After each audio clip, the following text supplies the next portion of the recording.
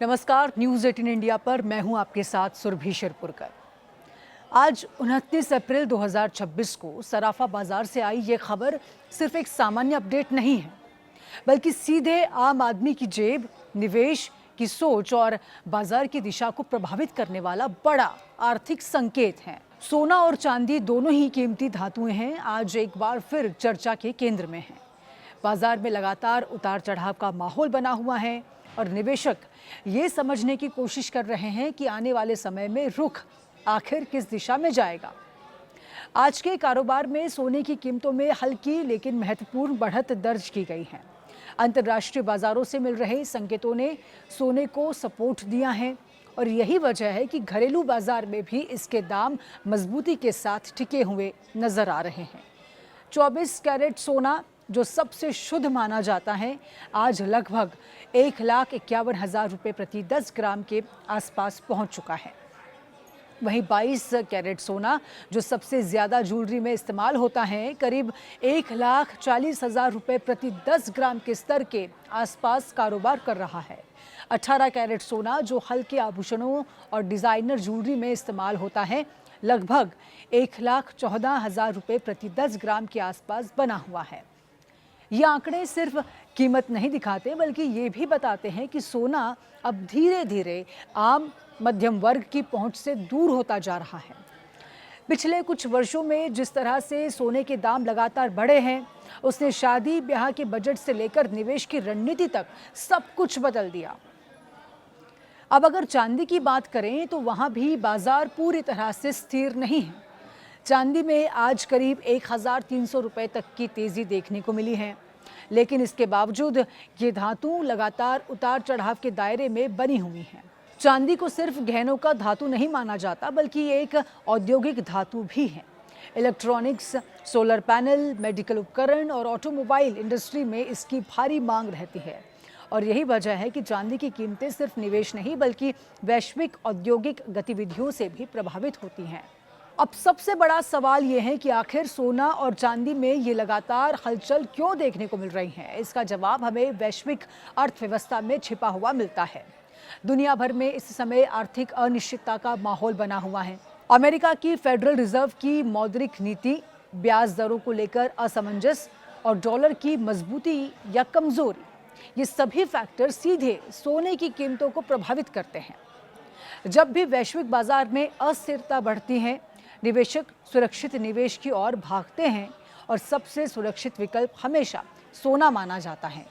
यही कारण है कि जब भी भू राजनीतिक तनाव बढ़ता है, जैसे किसी क्षेत्र में युद्ध की स्थिति, कूटनीतिक तनाव या फिर आर्थिक संकट, तो सोने की मांग अचानक बढ़ जाती है और कीमतें ऊपर चली जाती हैं।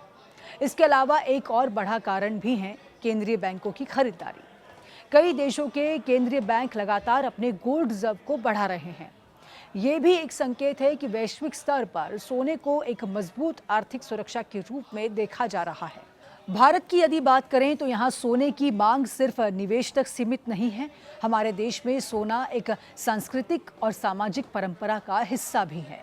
शादी ब्याह, त्योहार, धार्मिक अवसर, हर जगह सोने की मांग बढ़ जाती है और यही कारण है कि भारत दुनिया के सबसे बड़े सोना उपभोक्ता देशों में शामिल है।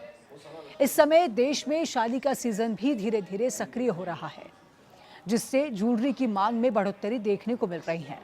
हालांकि ऊंचे दामों की वजह से कुछ लोग खरीदारी टाल भी रहे हैं, लेकिन पूरी तरह से मांग खत्म नहीं हुई है। लोग या तो हल्के वजन की ज्वेलरी खरीद रहे हैं या फिर निवेश के लिए छोटे छोटे सिक्कों और डिजिटल गोल्ड की तरफ रुख कर रहे हैं।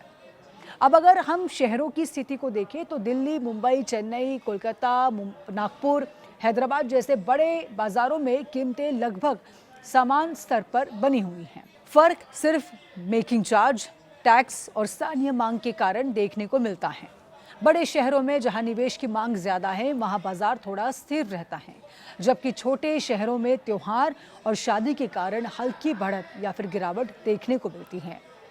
अब एक और महत्वपूर्ण पहलू है डॉलर इंडेक्स। जब डॉलर मजबूत होता है तो सोना महंगा हो जाता है, क्योंकि अंतर्राष्ट्रीय बाजार में सोने की कीमत डॉलर में तय होती है। हाल के समय में डॉलर में उतार चढ़ाव ने भी सोने की कीमतों को प्रभावित किया है। इसके साथ ही महंगाई यानी कि इन्फ्लेशन का भी सीधा असर सोने पर पड़ता है। जब महंगाई बढ़ती है तो आम लोग अपनी बचत को सुरक्षित रखने के लिए सोने की ओर रुख करते हैं। सोना हमेशा से महंगाई के खिलाफ एक सुरक्षा कवच माना गया है। यही कारण है कि आर्थिक अनिश्चितता के समय में सोने की मांग बढ़ जाती है।